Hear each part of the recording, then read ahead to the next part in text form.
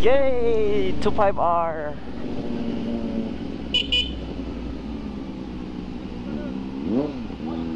Nice. So what's up guys? Good evening sa lahat.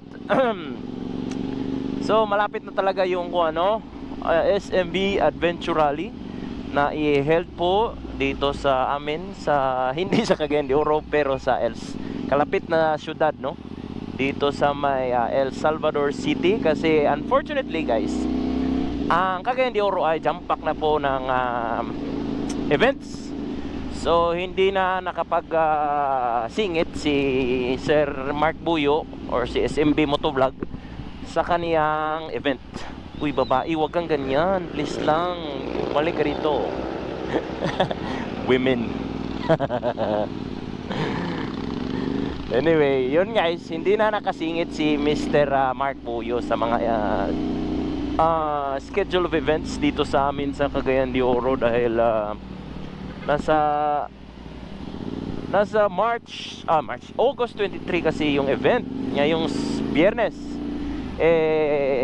Napakamaraming events po na nagaganap dito sa amin sa Cagayan de Oro kasi ang mayor namin jam-pack or full blast talaga sa mga pag-event ng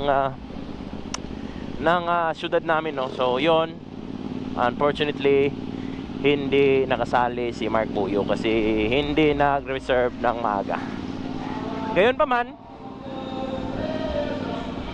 tuloy pa rin kasi nasa malapit na syudad lamang yung event natin, no? Okay. So kanina guys, in preparation po para sa upcoming sa 3 days from now natin na event is nagpa-change oil na po ako kanina kang Renzone andun sa Kauswagan. Shout out Renzo, yung pangalan niya, yung totoong pangalan niya is Renzo, no? At yun, change oil lang po. Hindi ko na po pinasama yung oil filter kasi 1.8 lang po yung tinakbo ng total ng oil filter pa natin, no? Yun,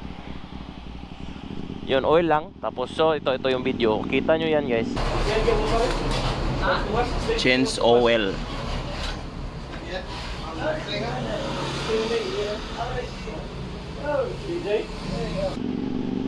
Oh, di ba? Napakapula. Medyo papula pa yung oil. So indicator po yan na medyo fresh pa, no? Yan po ang oil po natin is parati po natin ginagamit is ang ating Shell Ultra Advance Ultra, no? Ito po ay 100% synthetic at yun kadalasan yung ginagamit na standard ng mga big bike, no? So yun yung ginagaya po natin ang gawin. Okay? So far naman yun, yung performance talaga niya is naman solid naman. So yun dito na ako nagsistick, no? So Shell Advance Ultra guys, hindi yung long ride, hindi yun. Kasi yung long ride medyo makapal. Though 100% synthetic pa rin, pero makapal siya. Pang long ride talaga, no? Yan, daming event nga dito sa amin. Oo, yan, mga stall na yan. Ano ba yan? So ayun guys, next is yung MDL po natin o yung mini driving light natin is pina-adjust ko.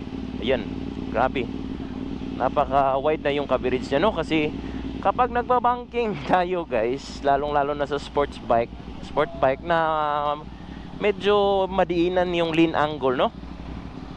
Kasi yung mga adventure bike guys is yung lean nila is hindi gaanong makuha, no? Hanggang 40, 45 lamang. Yung tong sports bike lumalagpas to hanggang ng 50, no? So napakadapa, no? So yung MDL mo na nasa straight lang is pag ganun na wala nang makikita doon kung saan ka pupunta. So dapat mo talagang i-bump up. Yun, kita mo yung yellow dyan yan. Pag nakahiga ko dyan guys, i-straight yan, bababa yan, no? Yan yung purpose ng ginawa natin sa MDL natin kasi yun nga, ito nga yan. Hindi na makita kasi napakalakas ng ilaw. Ayun, no? Nakikita yung signage doon na inner or outer lane center, yung yan, kita mo yan, no? Yan, napakamataas yung coverage na, no?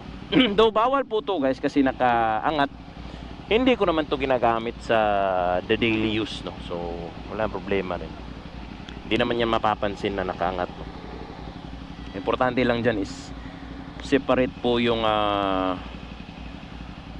switch niya sa high beam at saka low beam ko, no. Meron talaga siyang independent switch, no.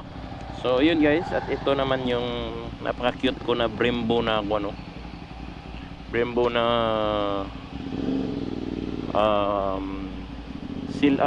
reservoir na may socks, no. Ayan, napaka cute. So guys, excited na po ako talaga sa ating event, no.